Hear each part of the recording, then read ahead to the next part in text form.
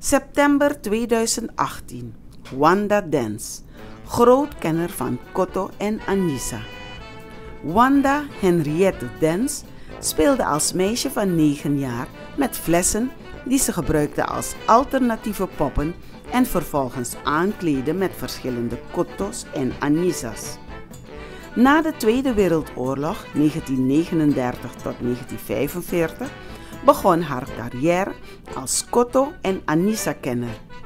Ze werd zeer bekend om de verschillende bindwijzen van hoofddoeken en het kleden van vrouwen in vol ornaat Cotto. In 1969 won ze de eerste prijs in een Cotto-wedstrijd, georganiseerd door Harold Braam. Ze wordt nog steeds geraadpleegd bij feesten, Cotto-dansie en tentoonstellingen en ze stelt altijd al haar kennis over Anissa en Cotto ter beschikking van anderen, vooral van jongeren. De Cotto en Anissa behoren volgens Dance tot de traditie en het erfgoed van onze voorouders en moeten gekoesterd worden.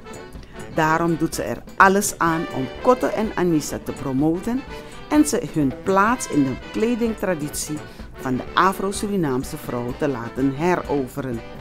Wanda Dance is de medeoprichter en erevoorzitter van de vereniging Opera, die al ruim 50 jaar bestaat en stimuleert dat haar leden altijd een Anissa op hebben en op jaardagen in Biki Cotto gekleed zijn.